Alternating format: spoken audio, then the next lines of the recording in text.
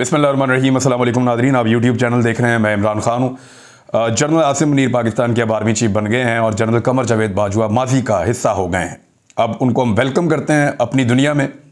वो अपनी दुनिया से निकले, उनका यूनिफॉर्म उतरा।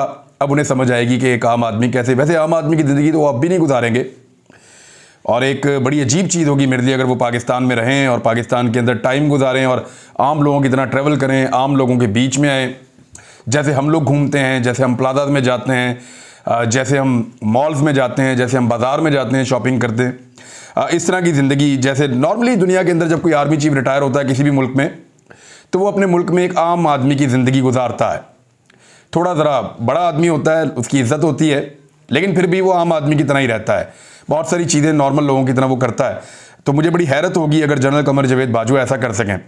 पाकिस्तानियों ने आज इतनी सेलिब्रेशन की है कि मुझे ऐसा लगता है कि इतने खुश तो पाकिस्तानी उस दिन हुए थे, इससे पहले जब पाकिस्तान ने इंडिया को मैच हरा दिया था 10 विकेटों से, या उस दिन खुश हुए थे जब एशिया कप में पाकिस्तान ने इंडिया को शिकस्त दे दी थी फाइनल में।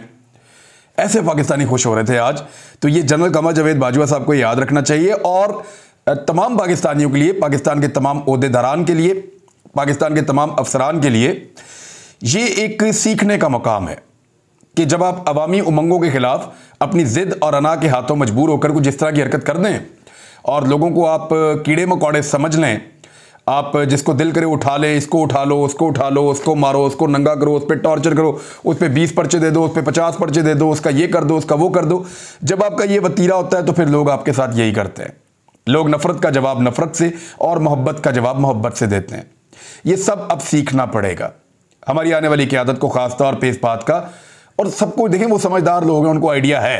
बहरहाल मर्जी है, जैसे मर्जी इस मुल्क को चलाएं, जैसा सवाल करेंगे वैसा जवाब आएगा और जिस तरीके से वो इस कौम को डील करेंगे, ये कौम उसी तरीके से वापस उन लोगों को डील करेगी। मैंने एक अपील कर रखी है और अरशद भाई की तरफ से कर रखी है और हम सब की अब ये गुजारिश है कि आप जितनी जल्दी हो सके वो लेटर लिखिए चीफ जस्टिस ऑफ पाकिस्तान को। पाकिस्तान में टॉप पे ट्रेंड कर रहा है, लगातार सबसे ज़्यादा ट्वीट्स इसके ऊपर हो रहे हैं, सबसे ज़्यादा वीडियोस सोशल मीडिया के प्लेटफॉर्म्स के ऊपर लोग अपने खतूत भेजकर लगा रहे हैं। हज़ारों लाखों वीडियोस जो है वो सोशल मीडिया पर पड़ी हुई हैं। लोग ख़त लिख रहे हैं, उसकी तस्वीर बनाकर सोशल मीडिया पर डाल रहे हैं, लेटर बॉक्स में ख़त डालते हुए वीडियो बनाकर सोशल मीडिया पर डाल रहे हैं।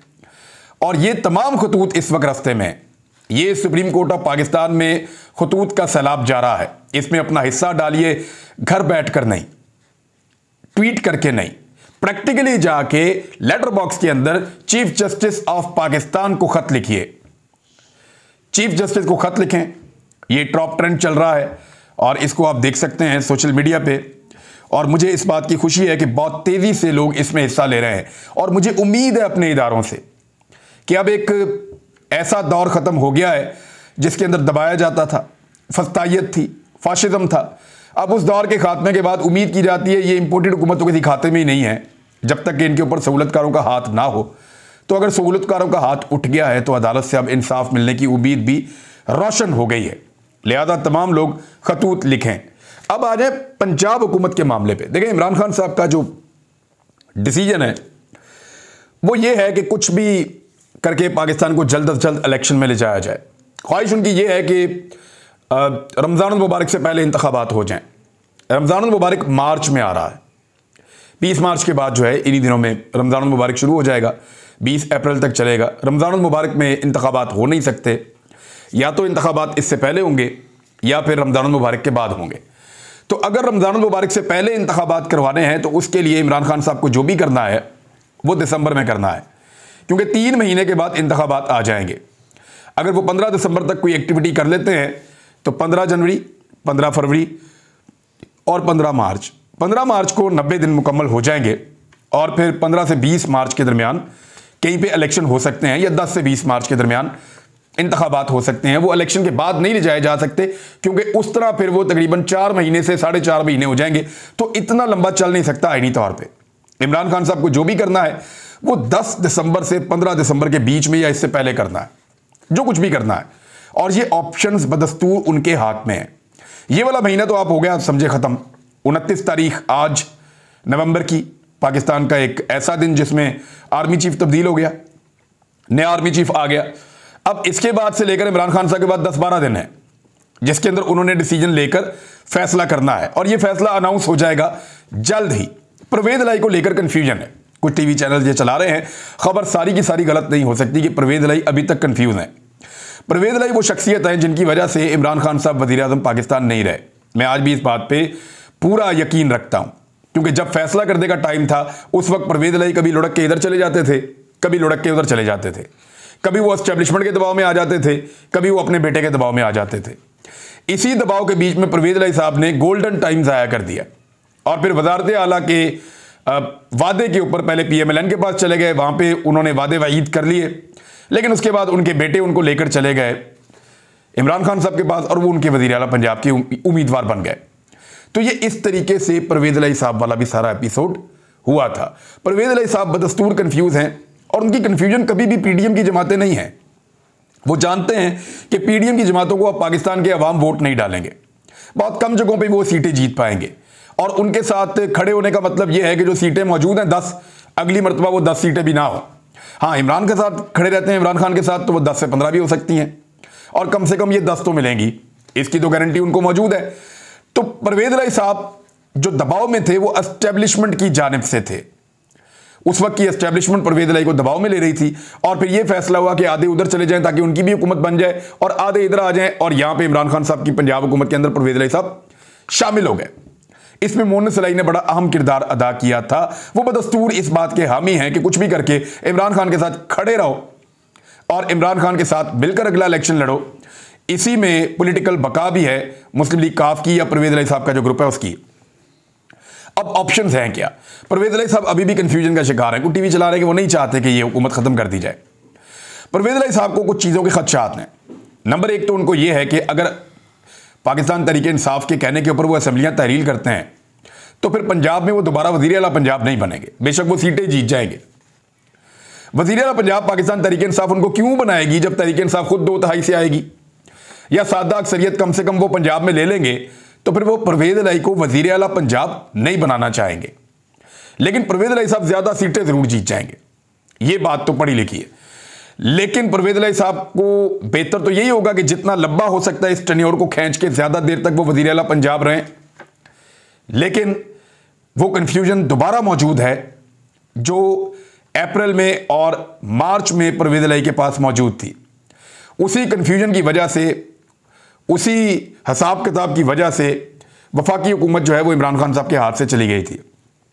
अब देखते हैं परवेज इलाही साहब क्या फैसला करते हैं, या फैसला कर पाते हैं या नहीं कर पाते। अगर आप तादाद को देखें तो PMLN के पास ऑप्शन क्या है? देखिए, पीपल्स पार्टी तो पंजाब में ना 3 में ना 13 में 7 सीटें हैं टोटल उनके पास, 4 आज़ाद उम्मीदवार हैं इनके साथ, तो 7 और 4 11। लेकिन ये जो 11 हैं ये PMLN के पास जाते हैं और 4 आज़ाद भी PMLN के पास जाते हैं। राह हक पार्टी का उम्मीदवार भी PMLN के पास जाता है, वो उनके साथ मिलकर इलेक्शन लड़ना चाहता है अगली मरतबा।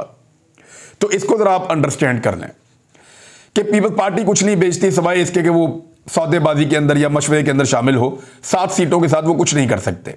अब आ जाएं कि PMLN के पास ऑप्शंस क्या हैं, तो 3 बड़े ऑप्शन हैं जिनकी बात हो रही है, 4। पहला ऑप्शन कि परवेज इलाही PMLN के साथ मिल जाएं, और ये उनके लिए सबसे बेहतर ऑप्शन है कि अगर PMLN के साथ परवेज इलाही मिल जाता है तो बड़े आराम से वो अपनी हुकूमत बना लेते हैं और परवेज इलाही को वज़ीर आला पंजाब भी रहने देते हैं। ये सबसे सूटेबल ऑप्शन है। लेकिन इसमें परवेज इलाही का अगला इलेक्शन खटाई में पड़ जाएगा, और अगर वो बन भी जाते हैं परवेज इलाही वज़ीर आला तो फौरी तौर पे होगा ये कि परवेज इलाही अगर जाके हमजा शहबाज के साथ मिल जाते हैं तो PTI के तमाम अरकान इस्तीफा दे देंगे। PTI के अगर 175 बंदे इस्तीफा दे देते हैं 180 में से, अगर 4-5 ना भी दें तो ऐवान छोटा हो जाएगा। ऐवान की बाकी स्ट्रेंथ रह जाएगी 170-80 या 190 रह जाएगी अगर परवेज इलाही के बंदे आप डाल दें तो 190-95 बंदों का जो ऐवान बाकी बचेगा उसके अंदर अक्सरियत किसकी होगी? उसमें 167 सीटें जो है वो नून लीग की होंगी। अब उसमें से वज़ीर आला पंजाब बनना है तो नून लीग के बाद 2/3 अक्सरियत है, वो क्यों परवेज इलाही को वज़ीर आला पंजाब बनाएगी ऐसी सूरत में? ये भी एक बड़ा सवाल है। तो बड़ी अजीब किस्म की खिचड़ी पकी हुई है। लेकिन तमाम ऑप्शन हैं, हम उन पे बात करते हैं। तो परवेज इलाही साहब को अगर नून लीग अपने साथ मिला देती है और वजीर आला बनाने का वादा कर देती है कि आप 1 साल मजीद वजीर आला पंजाब रहेंगे, कम से कम 8 महीने और या 7 महीने और, तो परवेज इलाही साहब क्या वहां जाएंगे या नहीं जाएंगे, उसमें उनको अगला इलेक्शन उसकी हार अपने दिमाग में रखनी पड़ेगी। अब यहां पर अगर एस्टेब्लिशमेंट परवेज इलाही को कहती है कि ठीक है हम आपको अगला इलेक्शन जितवाने की यकीन दहानी करवाते हैं और आपको यकीन दहानी करवाते हैं कि इमरान खान अगला इलेक्शन नहीं जीतेगा, तो फिर एक अलग सूरत हाल पैदा हो जाएगी। लेकिन क्या एस्टेब्लिशमेंट ये करेगी, ये एक बड़ा सवाल है। एस्टेब्लिशमेंट में अभी एक तब्दीली आई है, कमर जावेद बाजवा चले गए हैं, आसिम मुनीर आ गए हैं। तो क्या आसिम मुनीर कमर जावेद बाजवा साहब की तरह के काम करेंगे? क्या वो उसी तरह का एक रवैया अपनाएंगे? क्या वो पॉलिटिकल पार्टी के मामलात के अंदर मुदाखलत करेंगे? क्या वो पॉलिटिकल इंजीनियरिंग करेंगे? क्या वो सारी चीजें करेंगे जो माजी में पाकिस्तान की एस्टेब्लिशमेंट कर रही थी जब कमर जावेद बाजवा पाकिस्तान के आर्मी चीफ थे? तो मुझे नहीं लगता कि आसिम मुनीर साहब इतना बड़ा रिस्क लेंगे और इतनी बड़ी चीज आते ही कर देंगे कि अवाम के अंदर जो एक उम्मीद पैदा हुई है उसको आते ही बुझा दें। इस पे असद उमर साहब ने एक ट्वीट किया, पहले जरा वो आप पढ़ लें। 2 ट्वीट हैं असद उमर साहब के, और मैं पहला वाला ट्वीट आपको पहले पढ़ के सुना देता हूं जिसमें उन्होंने एक स्टेटमेंट दिया है कि general Bajwa leaves behind a legacy of political turmoil, a shattered economy and worse of all the fracturing of the relationship of the trust between the army and citizens with his decisions। Urdu में बताता हूं। General Qamar Javed Bajwa अपने पीछे सियासी अदम इस्तेहकाम, कमजोर मईशत और सबसे ज्यादा बदतरीन चीज फौज और अवाम में एतमाद का टूटा हुआ रिश्ता छोड़कर जा रहे हैं, जिसकी वजह इनके दौर में किए जाने वाले उनके फैसले थे। तो ये तो जी असद उमर साहब ने कहा है। एक और चीज़ भी की असद उमर साहब ने, वो मैं आपको बता देता हूं कि वो उन्होंने क्या कहा। उन्होंने कहा जनरल आसिम मुनीर की अव्वलीन तरजीह कौम और फौजी क़यादत के दरमियान एहतराम और मोहब्बत का रिश्ता बहाल करना है। ना ये रिश्ता एकतरफा हो सकता है और ना ही ताकत और जबर से हासिल हो सकता है। 8 माह के फैसलों ने इस रिश्ते को बुरी तरह ठेस पहुंचाई है। मुल्क का दिफा करने वाले फौजी पर कौम आज भी नाज करती है, वो बिल्कुल करती है। बहरहाल ये असद उमर साहब ने कहा नई फौजी क़यादत के ऊपर डिपेंड करता है कि क्या वो पीडीएम की जमातों के ऊपर अपना दस्ते शफकत रखते हैं या नहीं रखते, बड़ी बात है। और क्या वो इस पॉलिटिकल इंजीनियरिंग का हिस्सा बनते हैं या नहीं बनते, एक और बड़ी बात है। क्योंकि हमजा शहबाज को नवाज शरीफ ने कहा है कि कुछ भी करें, और उनको अदम एतमाद समेत दीगर ऑप्शंस के ऊपर उन्होंने कहा काम करें जाके, और कुछ भी करें, पंजाब की हुकूमत तहलील होने से बचाएं, क्योंकि इससे उनको सांस चढ़ गई है पंजाब में। क्योंकि पीएमएलएन के लिए कभी भी वफाक उतना इंपॉर्टेंट नहीं रहा जितना उनके लिए इंपॉर्टेंट पंजाब रहा है। पंजाब के ग्राउंड से वो अपने आप को कभी बाहर नहीं करना चाहेंगे। इस वक्त अगर वो इलेक्शन लड़ते हैं तो 5 साल के लिए पंजाब उनके हाथ से चला जाएगा। पिछले 4 साल एक तरफ, 5 साल और अगर पंजाब उनके हाथ से निकल गया तो पीएमएलएन के लिए पंजाब में वापसी नामुमकिन होना शुरू हो जाएगी। ये बड़ी मुश्किल में पड़ जाएगी पीएमएलएन। लिहाजा नवाज शरीफ साहब ने भी कहा है और सारे मिलकर मशवरे कर रहे हैं, कोशिश कर रहे हैं। तो एक ऑप्शन तो मैंने आपको बताया। दूसरा ऑप्शन है गवर्नर राज का। परवेज इलाही कहते हैं गवर्नर राज लग नहीं सकता जब सेशन चल रहा हो, लेकिन अगर पार्लियामेंट का ज्वाइंट सेशन ये बुलाते हैं और वहां पे गवर्नर राज लगाने की कोशिश भी करते हैं, तो याद रखिएगा 2009 में गवर्नर राज लगाया गया था और उसके बाद फैसले आए थे, और ना सिर्फ फैसले आए थे बल्कि बाद में 18वीं तरमीम कर दी गई थी। उसके बाद जो गवर्नर राज है वो तकरीबन नामुमकिन हो चुका है। लेकिन अगर गवर्नर राज 2 महीने के लिए लगाने की कोशिश की भी जाए तो तब भी वो कामयाब नहीं होंगे, क्योंकि अदालतें भी मौजूद हैं और इसके ऊपर इत्तेहादी जमातों के अंदर जो पीडीएम की जमातें हैं उनके अंदर भी इख्तिलाफ राय मौजूद है। और जो वकला पीडीएम की जमातों की नुमाइंदगी करते हैं उनका भी ये कहना है कि गवर्नर राज कोई ऐसी ऑप्शन नहीं है जिसको अक्लमंदी करार दिया जा सके। तो ये भी अब एक चीज है। अब अगर परवेज इलाही को यह कहा जाता है कि वो एतमाद का वोट लें, फर्ज करें मौका मिल जाता है, अव्वल तो सेशन चल रहा है, एतमाद का वोट या अदम एतमाद, ये ऑप्शन मुश्किल हैं। लेकिन अगर ये कहा जाता है कि एतमाद का वोट लें परवेज इलाही साहब, तो एतमाद का वोट लेने के लिए उनको 186 चाहिए, 190 उनके पास हैं, वो उनको मिल जाएंगे। अगर नहीं भी मिलते तो री इलेक्शन हो जाएगा। री इलेक्शन में किसी सूरत हमजा शहबाज वज़ीर आला पंजाब नहीं बन सकते जब तक कि परवेज इलाही खड़े हुए हैं पीटीआई के साथ। अगेन परवेज इलाही के पास बॉल चला जाएगा। अच्छा, एक ऑप्शन अदम एतमाद की। अदम एतमाद कभी भी परवेज इलाही के खिलाफ कामयाब नहीं हो सकता, कभी भी नहीं हो सकता। उसका रीजन मैं आपको देता हूं। वो इसलिए कामयाब नहीं हो सकता कि परवेज इलाही खुद पार्लिमानी लीडर हैं अपनी पार्टी के, और वो अपनी पार्टी को कभी नहीं कहेंगे कि मेरे खिलाफ अदम एतमाद कामयाब करवा दो और मेरे खिलाफ वोट दे दो। और पीटीआई वाले तो देंगे ही नहीं, दे ही नहीं सकते, कानूनी तौर पे, आईनी तौर पे नहीं दे सकते, काउंट भी नहीं होगा। लिहाजा अदम एतमाद वाला ऑप्शन तो बिल्कुल हो जाता है खत्म। अब एस्टेब्लिशमेंट ने फैसला करना है कि उन्होंने पाकिस्तान को कैसे चलाना है। एस्टेब्लिशमेंट के लिए इस वक्त जो पॉलिटिकल क्यास है पाकिस्तान में, या ये असेंबलियों की तहरीर, ये इतना मानी नहीं रखती। उनके लिए जो सबसे बड़ा मसला है वो पाकिस्तान की इकोनॉमी है। पाकिस्तान को एटलीस्ट $6 अरब चाहिए मार्च तक। पाकिस्तान ये पैसे कहां से लेकर आएगा, ये एक बहुत बड़ा सवाल है।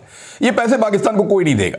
यानी $3 अरब की बात जो सऊदी अरब ने की थी, उन्होंने एक वादा किया हुआ था, एक कमिटमेंट पाकिस्तान को दी हुई थी। मोहम्मद बिन सलमान की अपनी एक इंटेलिजेंस है जो पूरी दुनिया में काम करती है। उनको इंटेलिजेंस की रिपोर्ट गई कि पाकिस्तान में शहबाज शरीफ पे एतबार मत करना, ये आज है और कल नहीं होगा। पाकिस्तान की अवाम इनको नापसंद कर रही है। मौजूदा हुकूमत के साथ ताल्लुकात बनाने का मतलब यह है कि आपने अवामी उमंगों के खिलाफ फैसला किया है और पाकिस्तान की अवाम आपसे नाराज हो जाएगी। मोहम्मद बिन सलमान और सऊदी अरब इस बात का बहुत ख्याल रखते हैं, लिहाजा उन्होंने पैसा देने से इनकार कर दिया है और वो वेट एंड सी की पॉलिसी कर रहे हैं कि जब पाकिस्तान में इलेक्शन होगा, जिसकी भी हुकूमत आएगी उसको वो मदद दे सकते हैं। चाइना भी यही सोच रहा है, यूएई भी यही सोच रहा है, कतर भी यही सोच रहा है। तो ऐसी सूरत हाल में बेचने के लिए आपके पास है कुछ नहीं। अभी आपने $1 अरब की 2 तारीख को दोबारा पेमेंट करनी है, तो पाकिस्तान के डिफॉल्ट के खतरात बढ़ते जाएंगे। एस्टेब्लिशमेंट का सबसे बड़ा जो कंसर्न है वो है कि पाकिस्तान की इकोनॉमी को कैसे संभाला जाए, और इकोनॉमी को संभालने का वाहिद रास्ता इंतखाबात हैं। इंतखाबात के नतीजे में बनने वाली हुकूमत के ऊपर पूरी दुनिया के मुमालिक और ओवरसीज पाकिस्तानी ट्रस्ट करेंगे और उसके साथ डील करेंगे, और पाकिस्तान अवॉइड कर सकता है एक इस तरह की सिचुएशन को जो पाकिस्तान के दस्तक दे रही है। अब आखिरी ऑप्शन यह है कि पंजाब में और खैबर पख्तूनख्वा में इलेक्शन करवा दिया जाए। तो इससे अच्छी सिचुएशन इमरान खान के लिए हो नहीं सकती। वो इन दोनों सूबों में अक्सरियत के साथ जीत जाएंगे और जीतने के बाद वो यहां पे ताकतवर हुकूमत बनाएंगे 5 साल के लिए। दोनों में उनके अपने वज़ीर आला होंगे और इस बुनियाद पे वो अगले इंतखाबात में चले जाएंगे। यानी जब भी कौमी असम्बली के इंतखाबात होंगे तो पंजाब में और खैबर पख्तूनख्वा में पाकिस्तान तहरीक इंसाफ की मजबूत हुकूमतें होंगी और उन हुकूमतों के मुखालिफ कोई उम्मीदवार नून लीग का टिकट भी नहीं लेगा। यह सूरत हाल पैदा हो जाएगी। पहले ही वहां पे फॉरवर्ड ब्लॉक बनने की तैयारियां हो रही हैं। तो अभी 2 लोगों के ऊपर आप समझ लें सारी चीजें डिपेंड कर रही हैं। यह सारा गेम दोबारा 2 लोगों के गिर्द घूम रहा है। एक एस्टेब्लिशमेंट, या सिंपल कहें तो जनरल आसिम मुनीर, वो क्या पॉलिसी लेकर आते हैं, क्या वो पॉलिटिकल इंजीनियरिंग करते हैं, क्या वो इन पॉलिटिकल पार्टी के मामलात में और इन सारी चीजों के अंदर पढ़ते हैं जैसा कि पिछली एस्टेब्लिशमेंट से गलतियां हुई। और दूसरा डिपेंड करता है परवेज इलाही धोखा देते हैं इमरान खान को या नहीं देते। अब तक के लिए इतने, अपना ख्याल रखिएगा, अपने चैनल का भी। अल्लाह हाफिज़।